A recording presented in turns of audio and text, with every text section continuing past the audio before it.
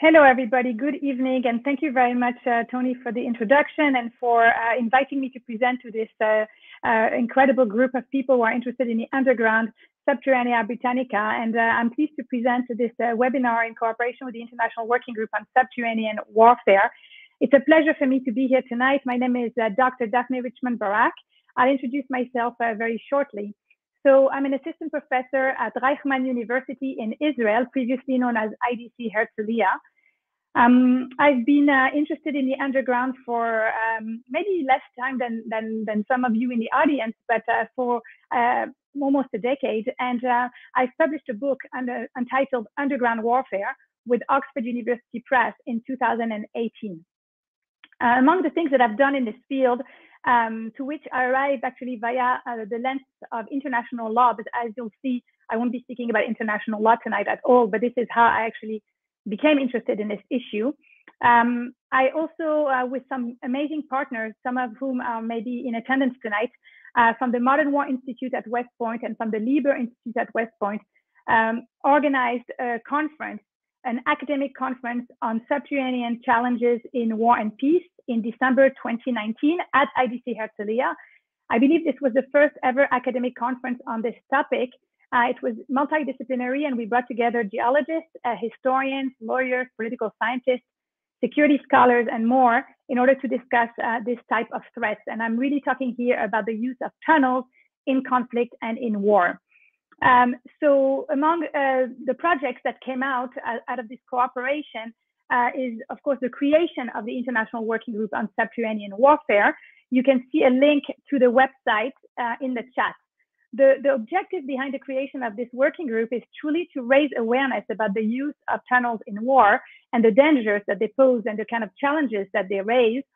It's also to create a community of scholars, and I am sure among you there are tonight people who are interested in this particular subset of underground issues, and I encourage you to get in touch with me. We're constantly looking to broaden a network of interested people and experts. If you'd like to be featured on the website of the working group, if you'd like to contribute some of your papers, research, thoughts, presentations, we'd love to have them because, again, we want to increase this network, raise awareness, and produce as much research and make it available to all.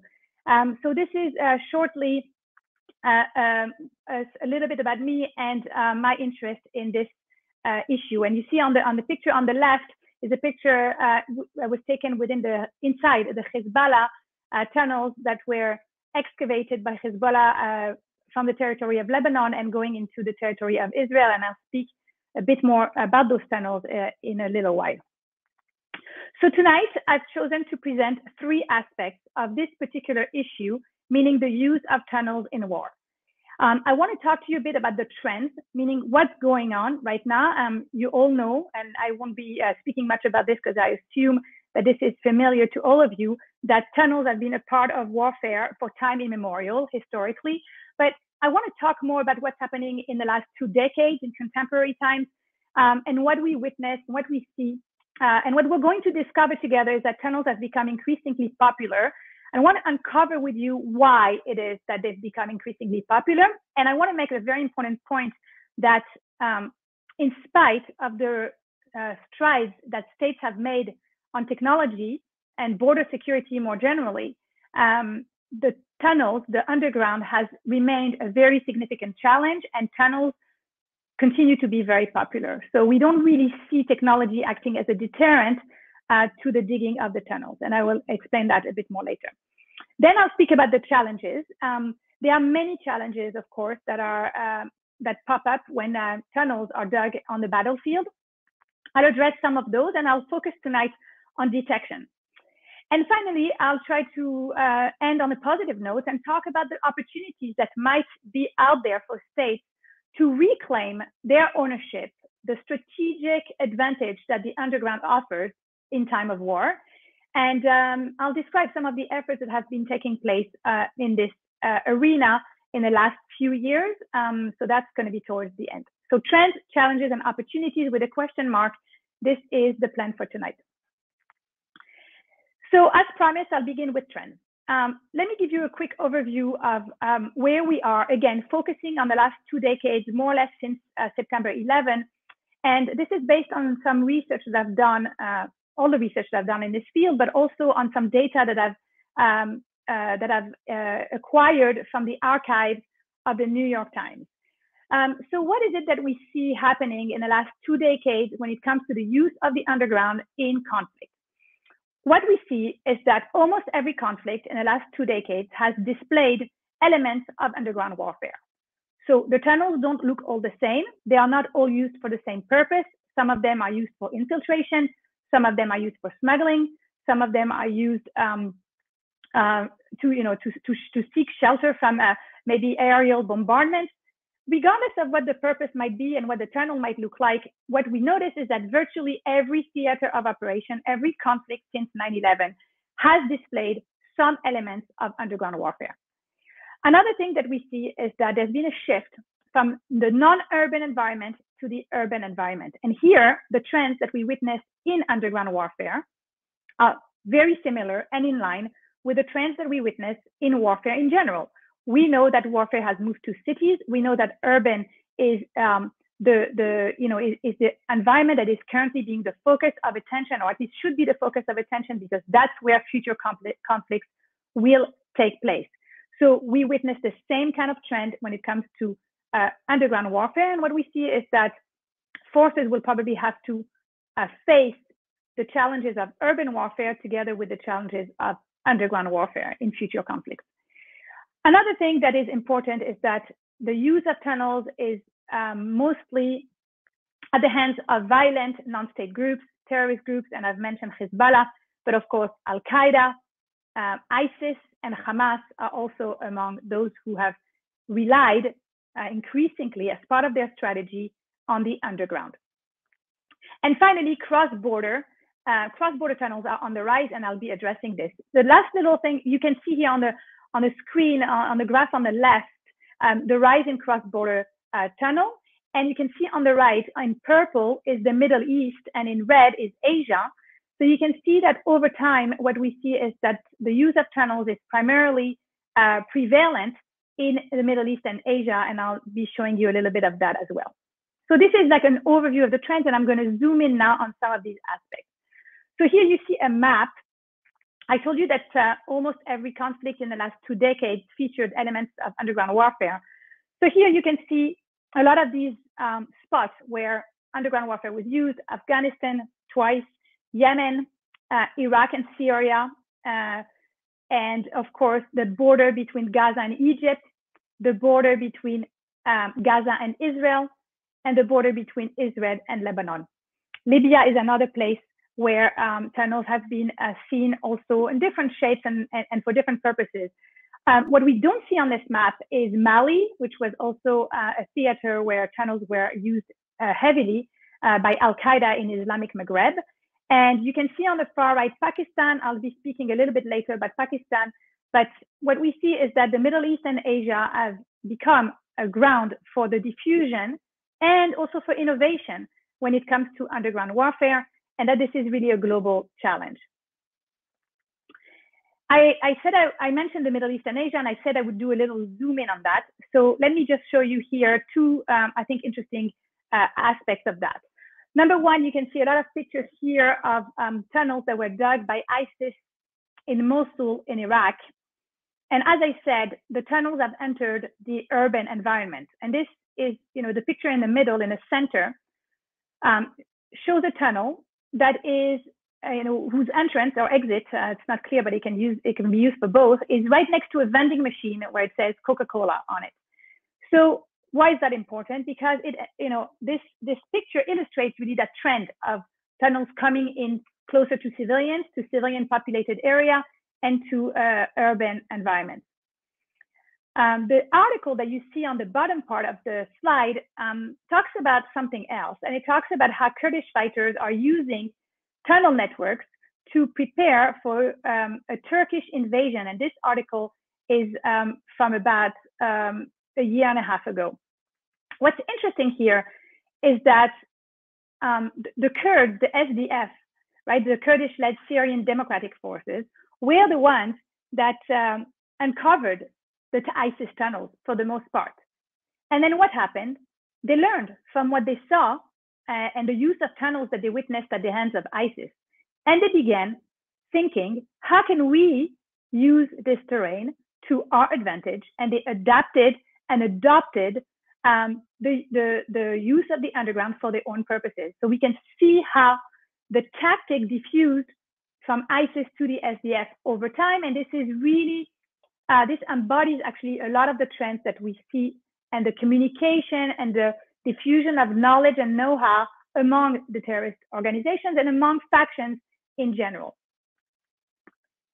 Let me now zoom in on another trend that I mentioned, and that is the rise of cross-border tunnels. And I want to illustrate this using two geographical locations. The first one is Israel, and the second one will be India. So let me talk a bit about Israel, and I try to split this chronologically so that you can see the evolution here in how tunnels have been used in this theater. So Israel, of course, has been contending with tunnels and with underground threats for a long time, more than most states. But what's interesting is that originally Israel contended with tunnels that were located on the territory of the enemy, where the enemy forces were active. So that means that in 2006, during the Second Lebanon War, the IDF did have to deal with subterranean threats, but they were coming from inside the territory of Lebanon.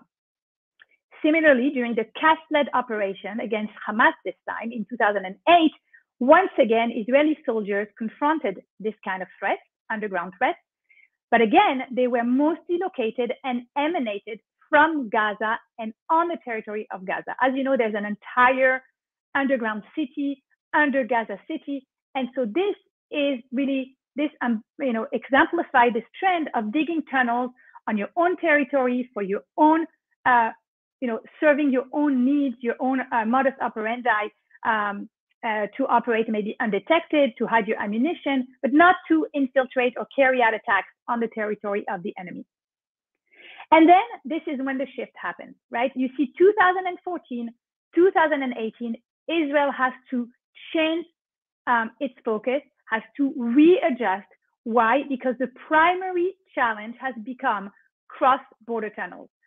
Both Hamas and Hezbollah moved from using tunnels for their own purposes on their own territory to digging tunnels at the border with Israel and using tunnels and using the underground to infiltrate Israeli territory and carry out attacks, carry out kidnappings, and so on.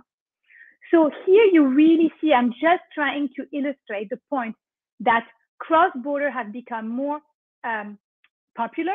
They are apparently serving an additional set of strategic needs.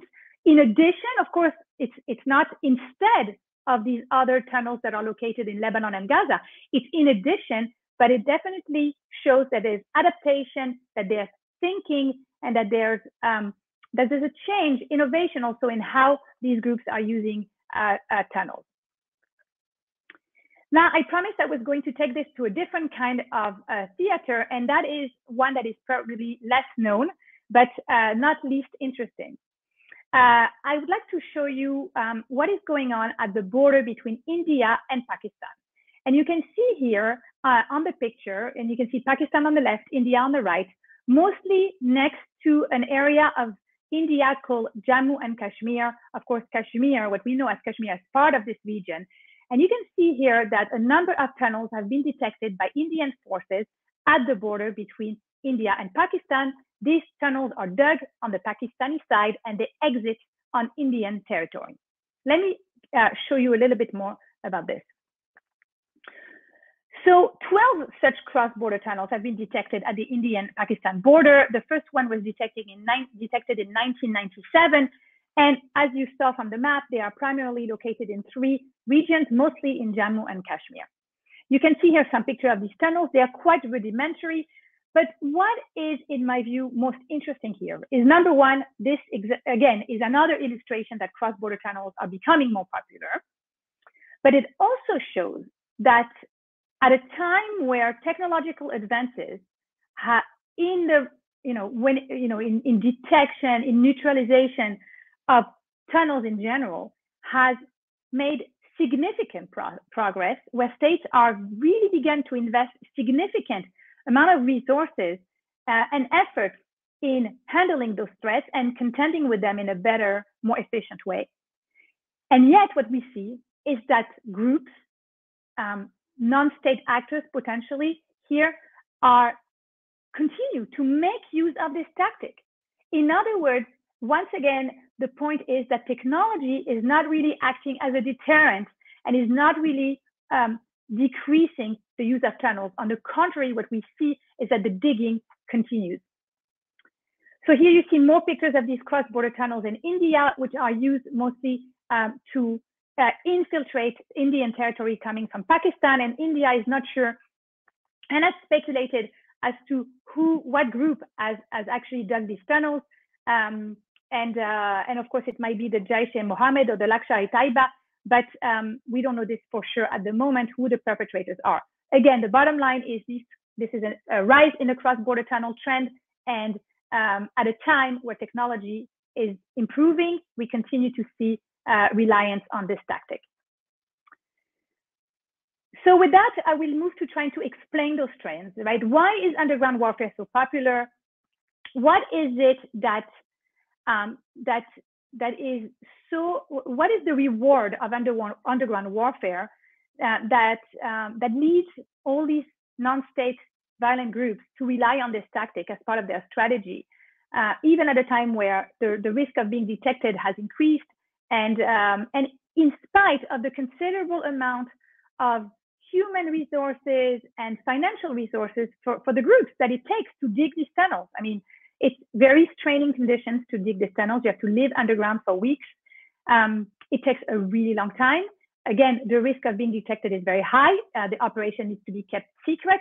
So what, again, is the reason for, nevertheless, taking on so much risk and so much effort for the sake of underground warfare? Look, generally speaking, I think these non-state groups, whether it is Al-Qaeda in the Islamic Maghreb or Hezbollah, they generally perceive this tactic as being successful in achieving a very important objective, which is to re-establish a level of symmetry between them, the groups, the non-state groups, and the enemy that they are fighting. And that could be the UK armed forces, this could be the French forces in Mali, this could be the United States in Afghanistan, and so on and so forth. So they view this as a way to counter the supremacy, the military superiority of their opponent. They have almost unlimited intelligence, reconnaissance, and surveillance capabilities. And here comes the underground that is a way to compensate for that, right? To suddenly operate and be undetected, to not be listened to in every conversation, for the enemy not to know where we are, how much ammunition do we have, how many rockets do we have, and from where we are even launching these rockets, because we launch them from underground locations. So generally speaking, this is a tactic that is viewed as successful. And what is happening, and I've really tried to hint at this since the beginning of the presentation, is that it goes from group to group, right? The knowledge, the know-how is diffusing from one group to another, from one theater to another. We know, for example, that in Syria, during the civil war, at the early stages of the civil war, we saw that the rebels began using tunnels. And they were actually using tunnels to detonate explosives, what is called tunnel mining, and is, of course, reminiscent of World War I, and what is sometimes known today as tunnel bombs, as my colleague John Spencer likes to call them. So these tunnel bombs made it to the Syrian theater, and they actually worked quite well. They went viral, and they managed to kill in this way the rebels. They killed about 40 Assad forces in the early stages of the Syrian civil war. So the mastermind of these operations was asked, how did you do this? How did you think about this? And he said, well, we asked for the advice of our brothers in Gaza. So here you see an example of how the tactic goes from Gaza to Syria, takes a different form because tunnel bombs were not that popular in Gaza. They happened, but they were not as popular as in Syria. You see how the Kurds, witnessed the use of tunnels at the hands of ISIS, later on relied on tunnels to face their own enemy, who are the Turkish forces. So the tactic is adopted and then adapted to the needs of this particular group and what they are trying to achieve. So underground warfare serves as an equalizer between the forces. It neutralizes what we know as the modern battlefield. It really puts the parties on each side of, the belligerents on a level playing field, or at least it gets closer to that. And I think very importantly, I think here the objective of these groups is not necessarily to win the war with the help of those tunnels, It's to really drain the opponent, to cause them to rethink how they operate, how they do intelligence gathering, how they monitor operations, to think about, to make them rethink how they do rescue operations, how they secure an area, because you can't secure an area in the same way if you have tunnels as if you don't. So the objective is to drain, to cause more, to add a level of complexity for the enemy, and not necessarily, again, to use these tunnels to win wars. I think this is an important point here. Now that we've talked about the trends, we've talked about the Middle East and Asia, we've spoken about cross-border tunnels in Israel and India, and we talked a little bit about why tunnels continue to be so popular in spite of the advances in technology. I want to now talk about challenges. So challenges, I could speak about this, of course, for a very long time. There are many challenges at the tactical, at the operational, at the strategic level that are that are associated with tunnels and underground warfare. I've chosen tonight to focus on giving you an overview and then discussing detection. So why are there so many challenges when it comes to underground warfare? Well, when we look at history, and here the historians in the room will definitely understand this, when we look back, we see that states tend to react to underground threats with heightened level of violence, and by deploying their most powerful weapons. You see here pictures on the screen of a B-52 bomber in the Vietnam War. You see here pictures of the use of the MOAB, the mother of all bombs, the massive ordnance air blast by the United States in Afghanistan against the Taliban case. And on the bottom, you see a picture of the flamethrower, which is a very, very powerful weapon that Russia used against ISIS in Syria, again, to destroy underground complexes. So we see that there's a tendency of states to really fear the underground, and in order to eliminate the threat fully and completely, they tend to rely or to deploy their really most powerful weapons. So this is a big challenge that needs to be taken into consideration. And on top of that, or maybe it's one of the reasons for that, states have, very few states have developed a strategy or even have doctrine that addresses subterranean threats. Most of the time, subterranean is just one line in a doctrine relating to urban operations. So there's a lack of thinking, there's a lack of practice, and there's a lack of strategy when it comes to underground warfare, which is also a challenge here. Another challenge is that the tactic, and I think you've gotten a sense of that as I've been speaking, is constantly evolving. This is, of course, very typical of war operations, right? There's adaptation by both sides all the time. But this means that even as states are catching up, right, and rising up to this challenge, the other side continues to think about how they can use the underground for in different ways, in more ways, and to further serve their needs. So there's a constant need to also think about the next, what's going to come next, right? What is innovation going to bring about in this area of warfare? The shift to urban environment raises a lot of questions when it comes to civilians, because states that are law-abiding will find it very difficult to drop B-52 bomb or a weapon like a flamethrower, of course, on a civilian populated area. This would be absolutely terrible and would cause an insane amount of collateral damage. So how do you handle underground threats in a civilian populated area, in an urban area? These are questions that are extremely challenging and really on the agenda today. Let me mention a few additional points. look, in the past, there was this assumption that in terrain that is difficult to excavate or to dig, the likelihood of finding tunnels is slim.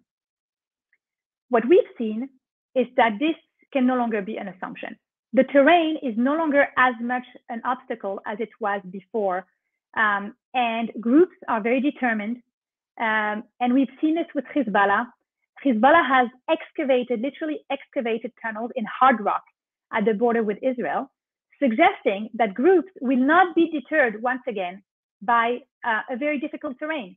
And so that raises questions that were previously unasked about whether, whether terrain is really something that we can factor into this equation. And of course, what we see is that groups are also digging deeper and deeper their tunnels as the technology improves. And this gets me to technology. A major challenge here is technology. States have, of course, greatly improved the technology that they have to detect and utilize tunnels. But technology cannot help address all of these threats that I've mentioned since the beginning of my presentation tonight, right? Depending on the soil, depending on the geological makeup of the soil, the digging will take place using different tools, but also the detection, the types of sensors, the type of technology that is used to detect the tunnels will also have to adapt to the specific terrain. And so there isn't one technology that will work for all, right? There is no one size fits all solution to this problem.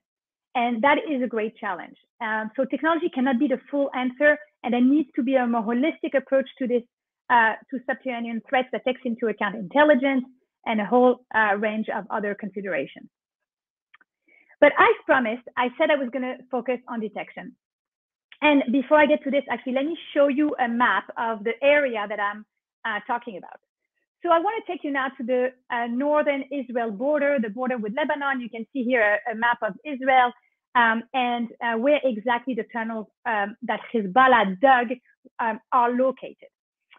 Why am I taking you there? Because something happened there that is totally and completely unprecedented, and I think deserves our full attention.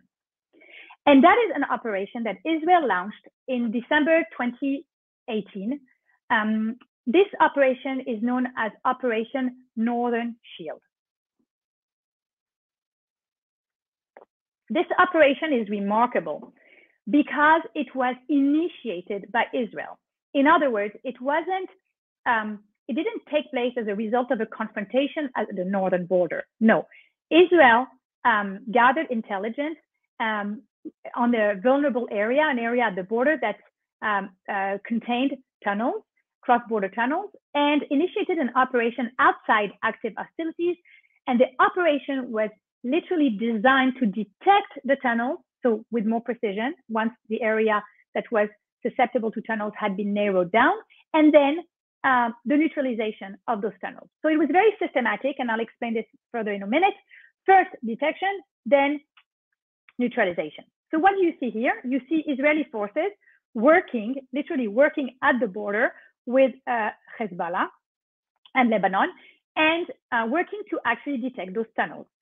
So you see there's no missiles being fired at the Israeli forces. There's no war going on, although of course there was a risk that the forces would be attacked by Hezbollah, but they weren't.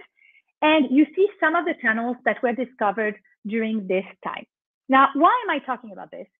And why is this such a remarkable operation? Because it's the first time that a state really embarks on an operation designed to detect tunnels in a climate that is as close as possible to peacetime, right? Meaning there's no active hostility. And this comes in the wake of a major investment in R&D, in tailor-made intelligence gathering techniques developed by Israel, major effort in adaptation and investment, and yet, this is what happened. It took 5 weeks to discover 6 tunnels. So imagine the IDF is deployed at the border, and it takes still, without any kind of active hostilities and no war going on, 5 weeks to detect 6 tunnels. So on one hand, of course, 6 tunnels, cross-border tunnels at your border, if your state, this is obviously considerable. So from the point of view of the security threat, obviously this is significant, very significant. But what I want to focus on is I want us to take full measure of what this means, that the forces are acting outside of an armed conflict, and yet it still takes 5 weeks to discover 6 tunnels.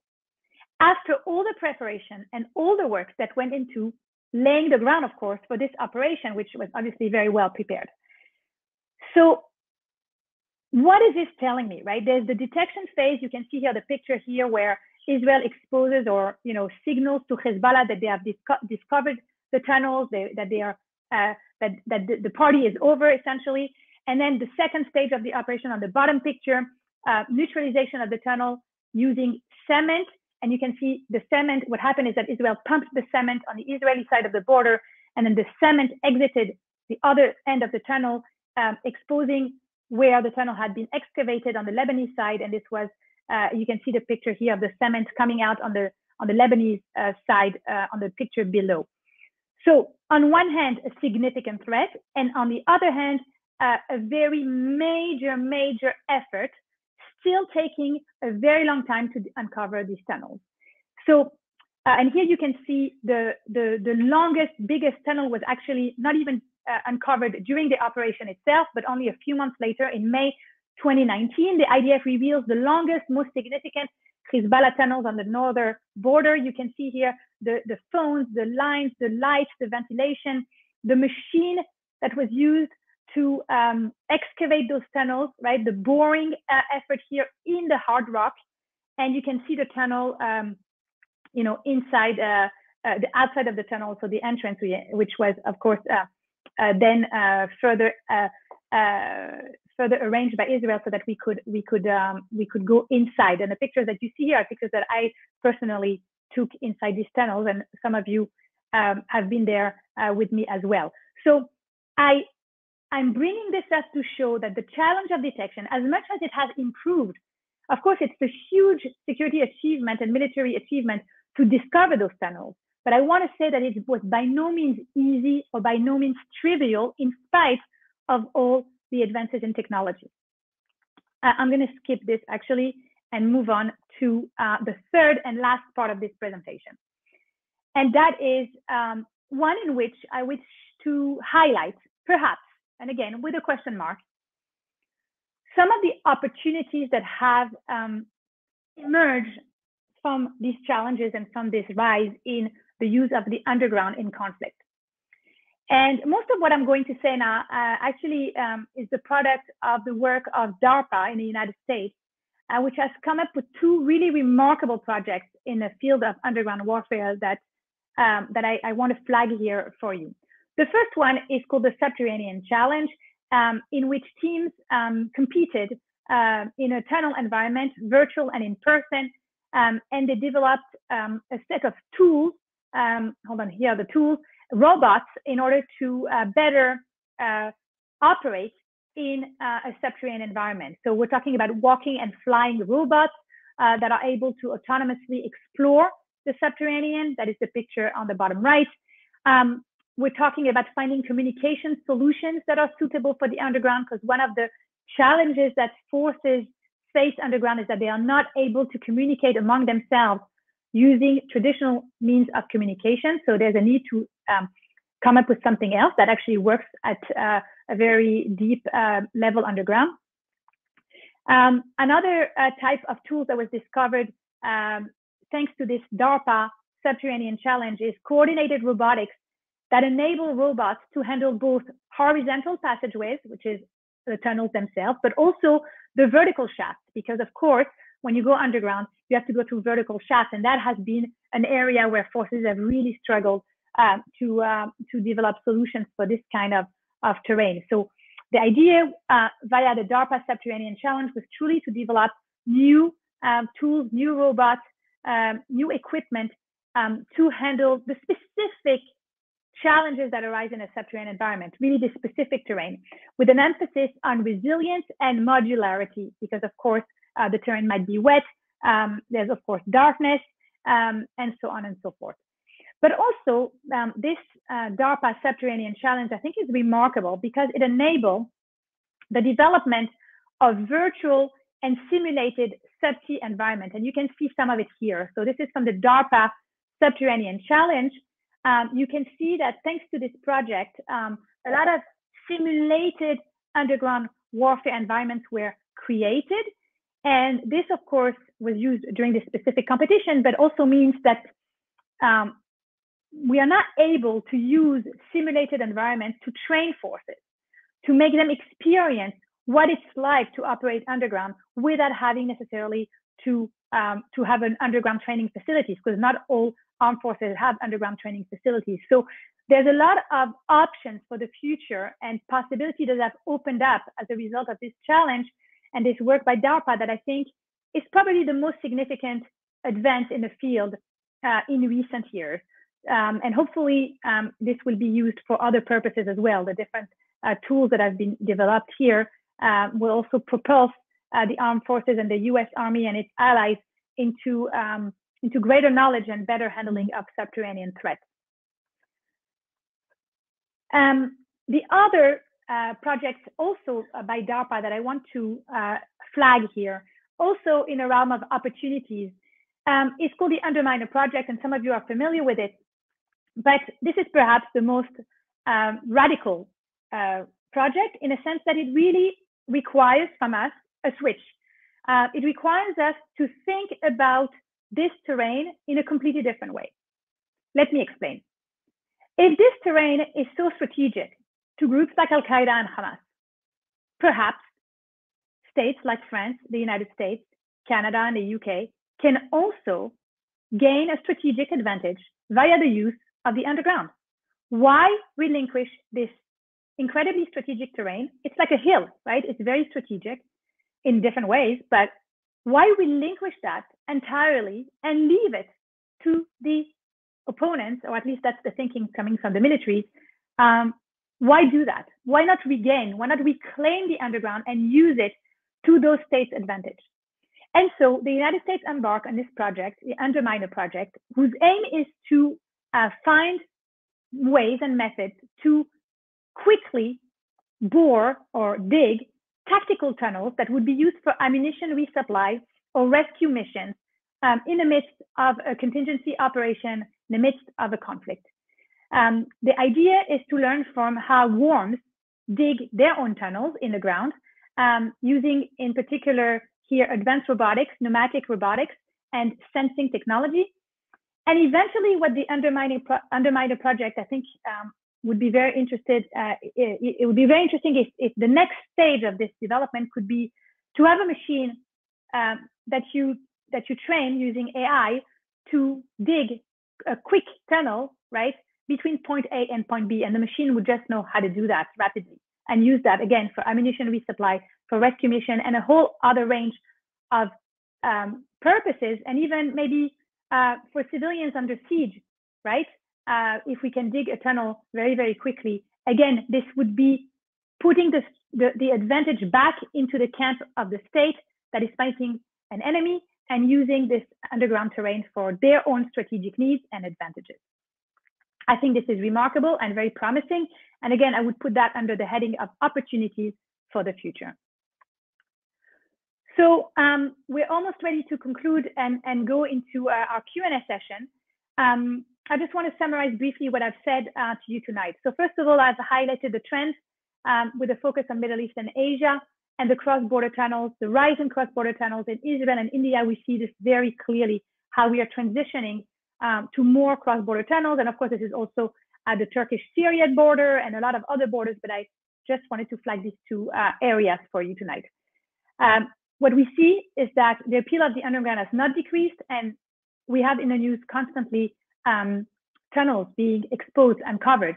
Let me remind you, in case you forgot, that al-Baghdadi, the ISIS leader, was also inside the tunnels when the United States finally got to him, and that the last way in which ISIS, in fact, tried to survive or tried to prolong its survival was by using tunnels as well. So this appeal is there, and it's not really going away in spite of all the changes that we witness in technology and border security and so on.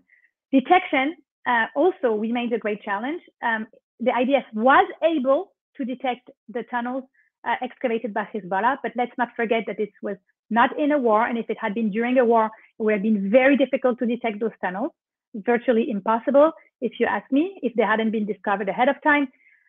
So as a conflict is ongoing, I expect detection to be even more difficult. And don't forget that it still took a very long time to detect quite a few number of tunnels, or again, without undermining the incredible security impact of those tunnels.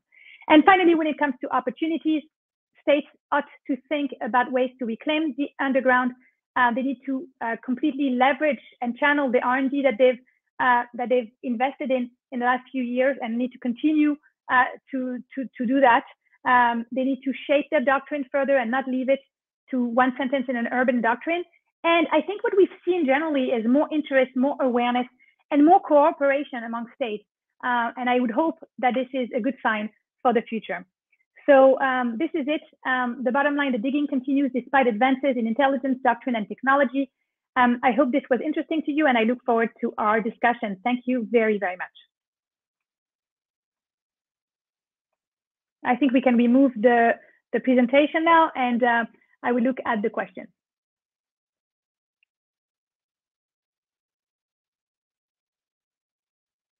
Okay, so I'm being asked by Martin, what do I think is the best opportunity to detect tunnels? And here I want to be very careful, because I told you that it really depends on what type of tunnels that you're looking at. Some tunnels are fortified using wood planks, and some tunnels are very rudimentary and don't even have any electricity in them, like the ones that are used for tunnel bombs, for example.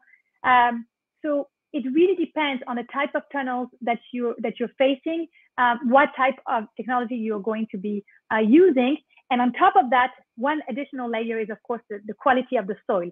So this combination of soil and features of the tunnel is what is going to determine the kind of technology that you will be using.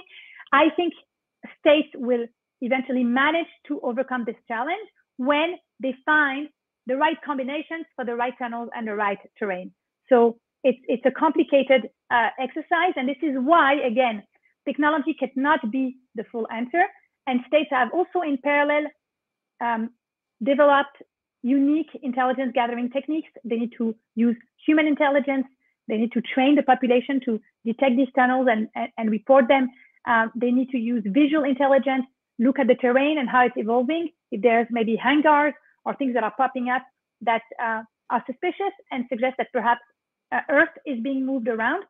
So I really think that it goes beyond technology, and success in this field requires really this holistic kind of view. Now, let me see. So with respect to the Underminer Project and the diameter of such tunnels, I actually cannot remember the exact width of the tunnels, but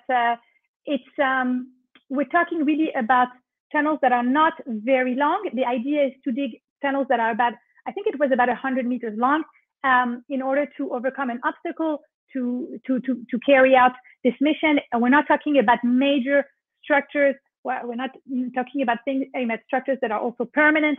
So the idea here is really to keep it to something that is a tunnel to serve a very specific purpose, delivering the ammunition, delivering the supplies, or carrying out that rescue mission. So it has to be done rather quickly, and the tunnels are not very big or very deep.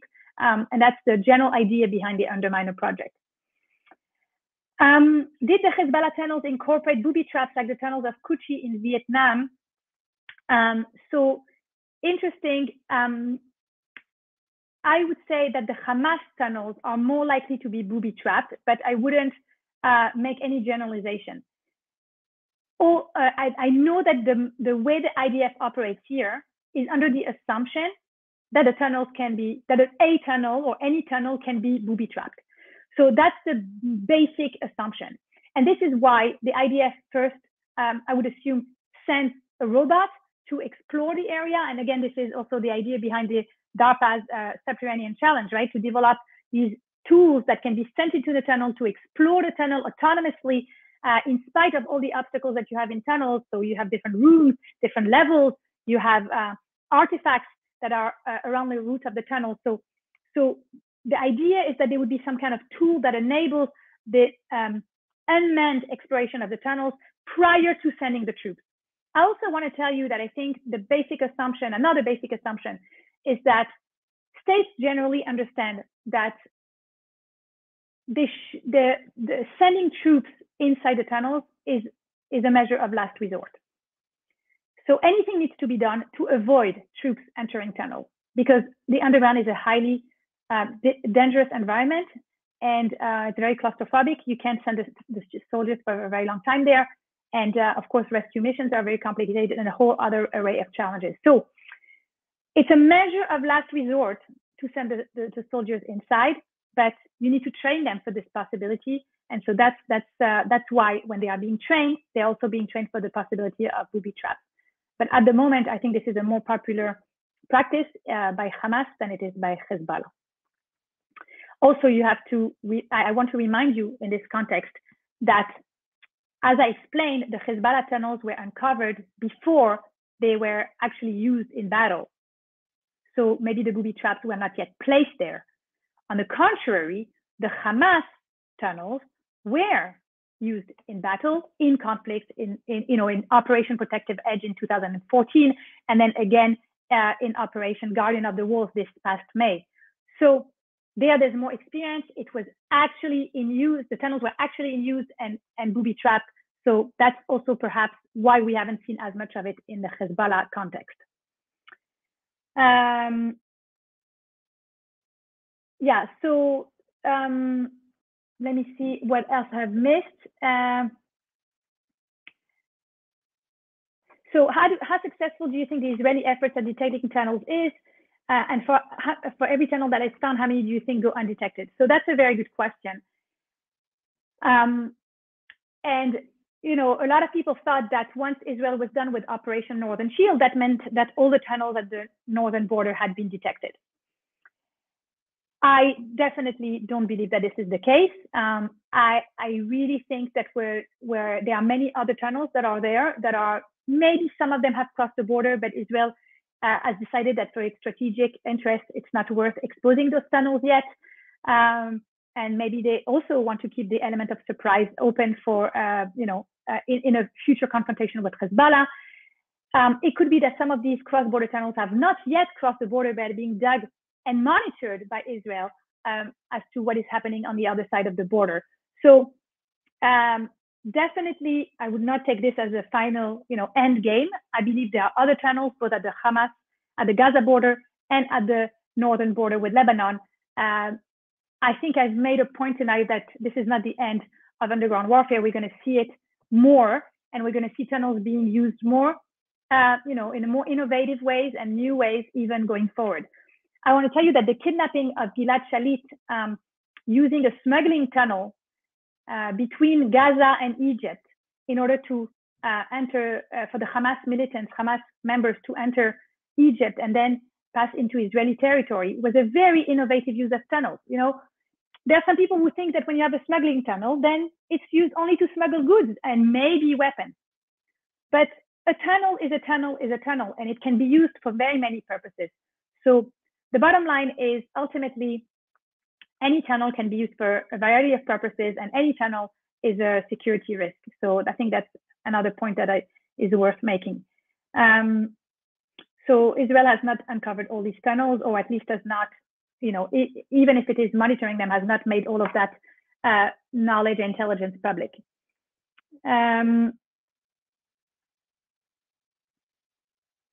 So Tim is following up and telling me that the Northern Shield operation was really a reinvention of a very old technique, countermining. It's true. And technology was replaced by the listeners, those that were listening to the other side and trying to detect the tunnel. I am not aware of anything similar happening on any other theater, at least not, again, in an open way. To me, Northern Shield operation, and this is why I mentioned it tonight, is really unprecedented. It's kind of like part of the history of tunnel warfare. And, by the way, this was a criticism that was voiced at Israel. Why would you expose the tunnels if there was no confrontation with Hezbollah at this particular point, right? Why didn't you keep this as a strategic asset that you have over Hezbollah in a case of a future confrontation? But this was a choice made by Israel, and I think this strategic choice is remarkable, and that's why it's important to mention it. And I personally, think that it would have been very difficult to carry out such an operation in time of war. And now it's clear that Israel has the capability, but again, this capability is still limited. Let me see.